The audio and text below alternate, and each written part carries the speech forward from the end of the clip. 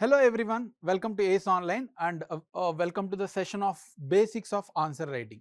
So ఈ వీడియోలో మనం ఆన్సర్ రైటింగ్ అనేది ఎలా రాయాలి. రీసెంట్గా మనకి ఏపీఎస్సి గ్రూప్ 1 ప్రిలిమ్స్ రిజల్ట్స్ రావడం జరిగింది. సో మెయిన్స్ ఎగ్జామినేషన్ అనేది సెప్టెంబర్ ఫస్ట్ వీక్లో ఉంటుంది. అలాగే టీఎస్పీఎస్సిలో కూడా మనకి గ్రూప్ 1 ప్రిలిమ్స్ ఎగ్జామ్ అనేది షెడ్యూల్ చేస్తున్నారు. దాని తర్వాత మనకి మెయిన్స్ ఉంటుంది. సిమిలర్లీ యూపీఎస్సి సివిల్ సర్వీసెస్లో కూడా మనకి మెయిన్స్ ఎగ్జామినేషన్ అని ఉంటుంది. ఈ 3 exams especially APSC any state PSC, APSC, TSPSC అలాగే యూపీఎస్సిలో మనకి ఆన్సర్ రైటింగ్ అనేది the most important thing. Prelims అనేది ఓన్లీ క్వాలిఫైయింగ్ నేచర్, జస్ట్ మీరు క్రాస్ చేయడం మాత్రమే మీకు కావాలి. మీ ఫైనల్ ర్యాంకింగ్కి మీకు ఏ సర్వీస్ వస్తుంది దాని మనకి మెయిన్స్ మార్క్స్ బట్టే మీకు ర్యాంక్ అనేది ఉంటుంది. సర్వీస్ అనేది కూడా మనకి మెయిన్స్ మార్క్స్ మీద బేస్డ్ అయితే ఉంటుంది. అఫ్ కోర్స్ ఇంటర్వ్యూ కూడా ఇంపార్టెంట్, బట్ స్టేట్ పిఎస్సిస్లో ఇంటర్వ్యూస్కి చాలా తక్కువ వెయిటేజ్ ఉంది. టీఎస్పీఎస్సిలో అయితే అసలు మనకి ఇంటర్వ్యూ తీసేశారు, బట్ ఏపీఎస్సిలో still we have 75 marks interview. యూపీఎస్సిలో అయితే మనకి 275 మార్క్స్ ఇంటర్వ్యూ కూడా ఉండడం జరిగింది. సో ఇంటర్వ్యూ రోల్ అనేది చాలా మైనర్. మెయిన్స్ అనేది మనకి ఆన్సర్ రైటింగ్ అనేది most important thing in the highest examination conducted by the various boards, right? So ఇక్కడ మనం ఈ వీడియోలో ఆన్సర్ రైటింగ్ అనేది ఎలా రాయాలి, వెరీ బేసిక్స్. సో డీటెయిల్గా కంటెంట్ ఇవన్నీ కూడా మనం తర్వాత ఇంకా వచ్చే సెషన్స్లో చూస్తాం. బట్ ఇక్కడ వెరీ బేసిక్స్, అసలు ఆన్సర్ ఎలా స్టార్ట్ చేయాలి, ఎలా బాడీ అనేది క్రియేట్ చేయాలి, అసలు ఆన్సర్ రైటింగ్లో ఏముంటుంది, ఇవన్నీ కూడా బేసిక్స్ మనం ఈ వీడియోలో చూడబోతున్నాం, రైట్? సో ఫస్ట్ అసలు ఆన్సర్ రైటింగ్ అంటే ఏంటి? ఆన్సర్ రైటింగ్ అంటే it is subjective analysis of your mind keeping in terms of the words. So me thoughts ఏవైతే ఉన్నాయో వాటిని ఒక ఆన్సర్ రూపంలో, ఒక రైటింగ్ రూపంలో మీరు రిప్రజెంట్ చేయడం. అయితే ఇది మనం ఎలా అంటే అలా రాయకూడదు. It is based on the demand of the question. So ఒక్కొక్క క్వశ్చన్కి ఒక్కొక్క డిమాండ్ ఉంటుంది. సో క్వశ్చన్ ఏవైతే అడిగారో దాన్ని బట్టి మీ థాట్స్ ఏవైతే జనరేట్ అయ్యాయో వాటిని పేపర్ మీద మీరు రాయడాన్ని మనం ఆన్సర్ రైటింగ్ అని అంటాం. సో ఇక్కడ యాజ్ ఐ సెడ్ ఎర్లియర్, మెయిన్గా మనకి టాప్ ఎగ్జామ్స్ ఏవైతే ఉన్నాయో, ఈవెన్ ఇంజనీరింగ్ సర్వీస్లో కూడా మీరు ఆన్సర్ రాస్తారు, but it is a technical thing. ఈ జనరల్ స్టడీస్లో అయితే మీరు జనరల్ ఉంటుంది కాబట్టి సో జనరల్ థాట్స్ అనేవి మీకు పెట్టడానికి యూస్ అవుతుంది, right? So answer writing is a very basic thing, keeping your thoughts on the paper in terms of writing. అయితే ఇందులో మనకి structure of the answer writing అంటే మీరు ఒక ఆన్సర్ రాస్తుంటే ఎలా రాయాలి, స్ట్రక్చర్ ఎలా ఫామ్ చేయాలి. అసలు స్ట్రక్చర్ అంటే ఏంటి? మన హ్యూమన్ బాడీకి మన హెడ్ ఎలా అయితే టాప్లో ఉంది, అలాగే లెగ్స్ అనేవి కింద ఉన్నాయి, హ్యాండ్స్ అనేవి సైడ్ ఉన్నాయి. సో ఇదంతా కూడా ఒక స్ట్రక్చర్ ఆఫ్ ద బాడీ, ఒక పర్టికులర్ ప్యాటర్న్లో కనెక్ట్ చేసి అరేంజ్ చేయడం జరిగింది. సేమ్ అలాగే ఒక ఆన్సర్ రైటింగ్కి మీరు రాసే ఒక వర్డ్స్కి ఒక పర్టికులర్ స్ట్రక్చర్ అనేది ఉంటుంది. సో ఆ స్ట్రక్చర్నే మీరు అక్కడ రిప్రజెంట్ చేయాల్సి ఉంటుంది. సో ఎలా అంటే అలా మనకి కంక్లూజన్ స్టార్టింగ్లో రాసి, లేకపోతే బాడీ అనేది లాస్ట్లో రాసి, ఇంట్రడక్షన్ అనేది మధ్యలో రాసి, ఇలా ఒక డిఫరెంట్ ప్యాటర్న్ అనేది ఉంటుంది. ఒక ఫిక్స్డ్ స్ట్రక్చర్ అనేది ఆన్సర్ రైటింగ్కి కూడా మనకి ఉంటుంది అనమాట, రైట్? సో ఆ స్ట్రక్చర్లో ఎలిమెంట్స్ ఏంటి? ఫస్ట్ వన్, మనకి హెడ్ ఏదైతే టాప్లో ఉందో అలా టాప్లో మనకు ఆన్సర్ రైటింగ్లో ఇంట్రడక్షన్ అనేది రాయాలి. ఇంట్రడక్షన్. సో ఇంట్రడక్షన్ అంటే దేన్నైనా మనకి ఫస్ట్ దాని గురించి రాయడం అనమాట, ఇంట్రడక్షన్. సో ఏముండాలి, ఏం రాయాలి నేను చెప్తాను. ఫస్ట్ పార్ట్ ఏంటంటే మనకి ఇంట్రడక్షన్. తర్వాత నెక్స్ట్ వచ్చేసరికి బాడీ పార్ట్. మనకి హ్యూమన్ బాడీ హెడ్ కింద ఎలా అయితే బాడీ ఉందో సేమ్ అలాగే మనకి ఆన్సర్లో బాడీ పార్ట్ ఉంటుంది అనమాట, బాడీ పార్ట్. ఫైనలీ మనకి లెగ్స్ ఎలా అయితే కింద ఉన్నాయో అలా మనకి కంక్లూజన్. ఫైనల్గా ఆన్సర్లో కంక్లూజన్ అనేది మనకి ఉంటుంది అనమాట. Conclusion or sometimes conclusion రాయకపోతే వే ఫార్వర్డ్. అది ఎలా రాయాలి అది నేను చెప్తాను, no need to worry. Just understand the structure. మనకి ఆన్సర్ రైటింగ్లో ఏ పార్ట్స్ ఉంటాయి అది మనకి most important. Introduction, body part and conclusion. So ఇవి మనకి 3 బేసిక్. ప్రతి క్వశ్చన్కి మీరు ఎన్ని క్వశ్చన్స్, ఇప్పుడు స్టేట్ పిఎస్సిస్లో అయితే 15 క్వశ్చన్స్ ఉన్నాయి, యూపీఎస్సిలో అయితే 20 క్వశ్చన్స్ ఉన్నాయి. ప్రతి క్వశ్చన్కి ఈ ప్యాటర్న్ అనేది మీరు ఖచ్చితంగా ఫార్మాట్ చేయాలి. సో నేను ఎందుకు చెప్తున్నానంటే I have return 4 UPSC mains, అలాగే స్టేట్ పిఎస్సి ఇంటర్వ్యూస్ అటెండ్ అయ్యాను, మెయిన్స్ కూడా మల్టిపుల్ టైమ్స్ రాసాను ఏబిపిఎస్సి. సో నా ఎక్స్పీరియన్స్తో చెప్తున్నాను, చాలామంది కంక్లూజన్ అనేది స్కిప్ చేస్తారు. Even I have missed the conclusion part, just introduction body part రాసేసి వదిలేయడం జరిగింది. అలాంటి వాటిలో మీకు తక్కువ స్కోర్స్ అనేవి వస్తాయన్నమాట. So you have to maintain all the 3 parts, ఈ 3 పార్ట్స్ ప్రతి క్వశ్చన్లో కూడా మీరు మెయింటైన్ చేయాలి. మీ టైం మేనేజ్మెంట్ అవన్నీ కూడా లాస్ట్లో డిస్కస్ చేస్తాను. బట్ ఈ 3 థింగ్స్ అనేవి కూడా మీకు ఇచ్చిన టైంలో ఖచ్చితంగా ప్రతి ఒక్క క్వశ్చన్లో ఉండేలాగా చూసుకోవాలి. లేకపోతే మీరు ఒక 1-2 మార్క్స్ కిందకి వెళ్ళినా కూడా మెయిన్స్లో ప్రతి క్వశ్చన్కి 1-2 మార్క్స్ అంటే you have almost come down. So మీకన్నా పైన వేరే స్కోర్స్ అనేవి వెళ్ళిపోతాయి, రైట్? సో ఇది మనకి బేసిక్ స్ట్రక్చర్. అయితే ఇంట్రడక్షన్లో ఏం రాయాలి, బాడీ పార్ట్లో ఏం రాయాలి, కంక్లూజన్లో ఏం రాయాలి, అది కూడా very very important thing, right? So introduction first part. So మనకి ఆన్సర్ రైటింగ్లో ఎన్ని పార్ట్స్ ఉన్నాయి? 1, 2 and 3. Introduction, body part and conclusion. అయితే ఫస్ట్ మనం addressing the introduction of the question.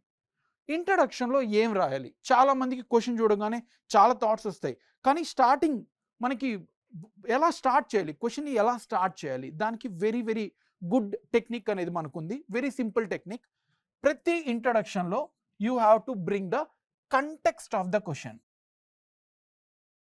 Context of the question. Context అంటే తెలుగులో సందర్భం. అంటే ఇచ్చిన క్వశ్చన్లో సందర్భం ఏది, ఇచ్చిన క్వశ్చన్లో వాట్ ఈస్ ద కంటెక్స్ట్, ఆ క్వశ్చన్ అదే కంటెక్స్ట్ మనం ఇంట్రడక్షన్లో తీసుకొచ్చేసేయాలి. Let's take an example. ఈ క్వశ్చన్ మనకి ఏపీపీఎస్సి గ్రూప్ 1 సర్వీసెస్ 2023లో అడిగిన question. Examine the survival and continuity of the Harappan civilization in the present times. ఇది మనకి అడిగిన question. Examine the survival and continuity of the Harappan civilization in present times.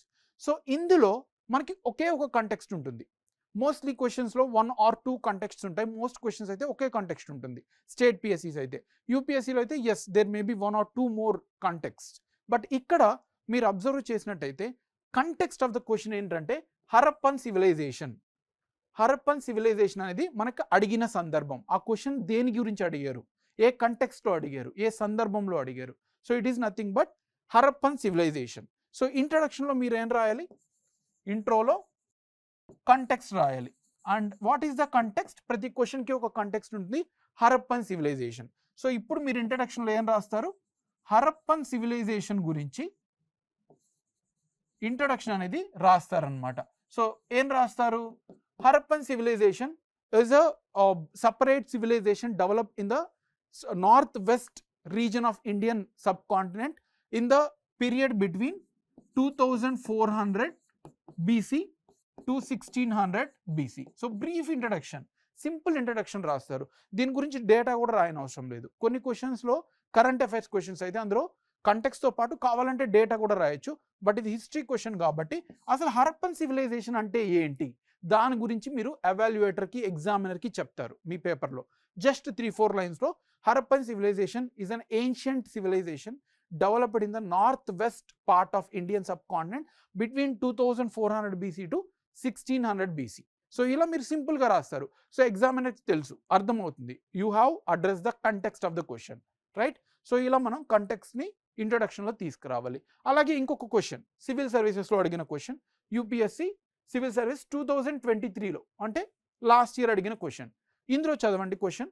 Reforming the government delivery system through the direct benefit transfer scheme is the progressive step but it has limitations to comment. So ఇక్కడ మనం సందర్భం observe చేసినట్టయితే the context ఏదైతే ఉందో అది మనకి direct benefit transfer scheme గురించి అడగడం జరిగింది. సో ఇంట్రడక్షన్లో ఏం తీసుకొస్తారు, కంటెక్స్ట్. ఆ కంటెక్స్ట్ ఏంటి, ఇక్కడ direct benefit transfer scheme. So ఇప్పుడు దాని గురించి రాస్తారు. Direct benefit transfer scheme is a government initiative to transfer the money directly from the government to the beneficiary in to their bank accounts without any intermediaries. ఇంతకుముందు మనకి intermediaries చాలా government ఆఫీసెస్కి వెళ్ళి register చేసుకొని తీసుకొని ఇలా ప్రాసెస్ అంతా ఉండేది. అవంతా లేకుండా డైరెక్ట్ గవర్నమెంట్ నుంచి బెనిఫిషియరీ ఎవరైతే ఉన్నారో బెనిఫిట్ ట్రాన్స్ఫర్ డైరెక్ట్గా వెళ్ళిపోతాయి. పిఎం కిసాన్ స్కీమ్ తీసుకోండి ఫర్ ఎగ్జాంపుల్. సో ఇక్కడ నేను కంటెంట్ అంతా డిస్కస్ చేయట్లేదు, మీకు బేసిక్స్ ఆఫ్ ఆన్సర్ రైటింగ్ చెప్పడానికి నా ఉద్దేశం, రైట్? సో ఇక్కడ direct benefit transfer PM Kisan డైరెక్ట్గా మనీ అనేది గవర్నమెంట్ నుంచి ఫార్మర్కి వెళ్ళిపోతాయి. సో ఆ డైరెక్ట్ బెనిఫిట్ ట్రాన్స్ఫర్ స్కీమ్ అంటే ఏంటి మీరు ఇంట్రడక్షన్లో రాస్తే సరిపోతుంది, అంతే. Keep it very simple. ఇంకేది కూడా మీరు ఇంట్రడక్షన్లో రాయకూడదు, జస్ట్ వెరీ సింపుల్గా 3-4 లైన్స్లో ఉండాలి. ఇక్కడ ఓన్లీ మనం ఇంట్రడక్షనే డిస్కస్ చేస్తున్నాం. బాడీ పార్ట్ సేమ్ క్వశ్చన్స్కి మనం ఇప్పుడు చూస్తాం. సో ఇంట్రడక్షన్ క్లియర్ కదా.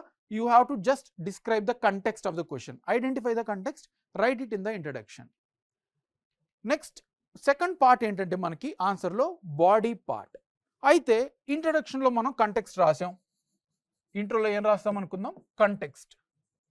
ఇప్పుడు సార్ బాడీ పార్ట్లో ఏం రాయాలి, that is the most important. High score మీకు ఒక క్వశ్చన్ 10 మార్క్స్ ఉంటే బాడీ పార్ట్కే 60 to 70% మార్క్స్ అనేది అలొకేట్ చేస్తారు. ఇంట్రడక్షన్ అండ్ కంక్లూజన్ అనేవి మనకి జస్ట్ 20-30% ఆఫ్ స్కోర్స్ అనేవి ఉంటుంది. అయితే ఈ బాడీ పార్ట్లో ఏం రాయాలి, ఇక్కడ కంటెక్స్ట్ ఎలాగో ఇక్కడ demand of the question. So ఎగ్జామినర్ మిమ్మల్ని ఏం డిమాండ్ చేస్తున్నాడు, మిమ్మల్ని ఏమి ఇక్కడ రాయమంటున్నాడు, demand of the question. So ఇప్పుడు ఈ డిమాండ్ ఆఫ్ ద క్వశ్చన్ అనేది మీరు బాడీ పార్ట్లో రాయాల్సి ఉంటుంది. సో మీకు ఇచ్చిన 2 pages 3 pages ఎన్ని పేజెస్ అయితే మీరు రాయాలనుకుంటున్నారో అందులో అట్లీస్ట్ 60 to 70% ఆఫ్ పేపర్ మీరు డిమాండ్ అడ్రస్ చేయడానికి మీరు రాయాలి, రైట్. సో అయితే ఇక్కడ డిమాండ్ అనేది ఎలా రాస్తాం, let's see the question, same questions. Examine the survival and continuity of Harappan civilization in present times. Already introduction రాసేసాం, Harappan civilization is the context and we have completed it. Now body పార్ట్లో మనకి ఎన్ని demands ఉన్నాయో మీరు అర్థం చేసుకోవాలి, క్వశ్చన్స్లో ఏం అడుగుతున్నాడో అర్థం చేసుకోవాలి. ఒక డిమాండ్ ఉందా, 2 డిమాండ్స్ ఉన్నాయా, 3 డిమాండ్స్ ఉన్నాయా. So based on the weightage of the question మీరు రాయాల్సి ఉంటుంది. ఇక్కడ examine the survival and continuity అంటే హరప్పన్ సివిలైజేషన్ ఏన్షియంట్ టైం ఇప్పటికీ ఎలా సర్వైవల్ అయింది, అలాగే కంటిన్యూ అవుతూ వచ్చింది, ఇప్పటి వరకు ఉండి ఇంకా కంటిన్యూ అవుతుంది. సో దాని గురించి ఎగ్జామిన్ చేయమంటున్నాడు, అది అడిగిన డిమాండ్. సో మీరు ఇక్కడ సైడ్ హెడ్డింగ్ యూజ్ చేయొచ్చు. ఎప్పుడు కూడా సైడ్ హెడ్డింగ్స్లో ఇంట్రడక్షన్, బాడీ పార్ట్, కంక్లూజన్ అలా రాయొద్దు. డైరెక్ట్గా మీరు డెఫినేషన్ రాసేయచ్చు.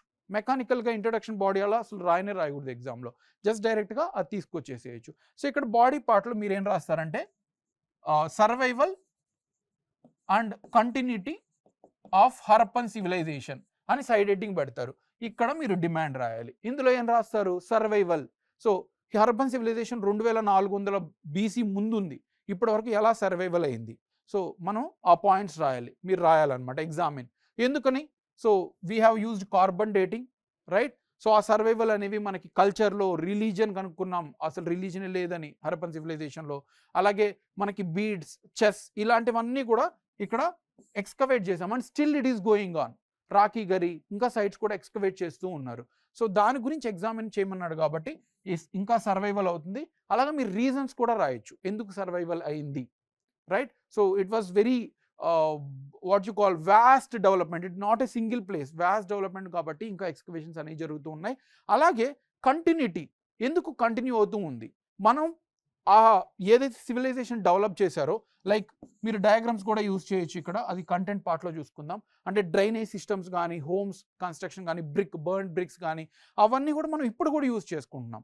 అక్కడ కాపీ చేసిన హరప్పన్ సివిలైజేషన్లో చూసి మనం ఇప్పుడు కూడా అవే యూజ్ చేసుకుంటున్నాం. So Chandigarh was a city which was developed entirely based on the Harappan architecture, right. So అవన్నీ కూడా మీరు ఇక్కడ కంటెంట్ రాస్తూ, ఇదంతా నేను డీటెయిల్గా తీసుకోవట్లేదు, మనం వచ్చే సెషన్స్లో కంటెంట్ ఎలా బిల్డ్ చేయాలి అదంతా కూడా చెప్తున్నాం. బట్ ఓన్లీ ఇక్కడ బాడీ పార్ట్లో మీరు డిమాండ్ ఆఫ్ ద క్వశ్చన్ అనేది మీరు తీసుకురావాలి, అది I want to explain here, right.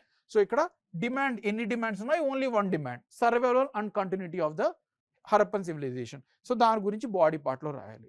Same ఇదే ఇంకొక క్వశ్చన్కి మనం చూద్దాం, సివిల్ సర్వీస్లో అడిగిన క్వశ్చన్, ఇందాక మనం ఇంట్రడక్షన్ దీనికే చూసాం. Reforming the government delivery system through direct benefit transfer scheme is progressive step అని అంటున్నాడు, వాడు అనేస్తున్నాడు ప్రోగ్రెసివ్ స్టెప్ అని చెప్పేస్తున్నాడు. అయితే ఇట్ హ్యాస్ లిమిటేషన్స్ టు, దానికి లిమిటేషన్స్ కూడా ఉన్నాయి అని అంటున్నాడు.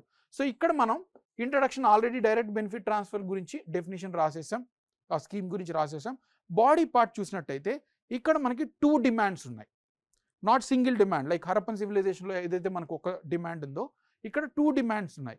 ఏంటంటే ఏ ప్రోగ్రెసివ్ స్టెప్, అంటే మీరు ప్రూవ్ చేయాలి, వాడు చెప్పాడు it is a progressive step అని. So how DBT direct benefit transfer scheme is a progressive step. So దాని గురించి మీరు పాయింట్స్ రాయాలి. Corruption elimination, digitalization, direct beneficiary, right, without wasting resources, time saving for the government, funds saving for the government. So మీరు ఏ points అయితే రాయాలనుకుంటున్నారో అవన్నీ రాస్తూ మీరు ఎగ్జాంపుల్స్తో బాడీని కంప్లీట్ చేయొచ్చు. But that is only the first demand, ఒక డిమాండ్ మాత్రమే ఉంది.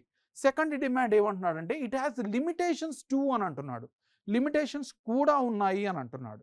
సో ఆ లిమిటేషన్స్ కూడా second side heading, limitations of direct benefit transfer.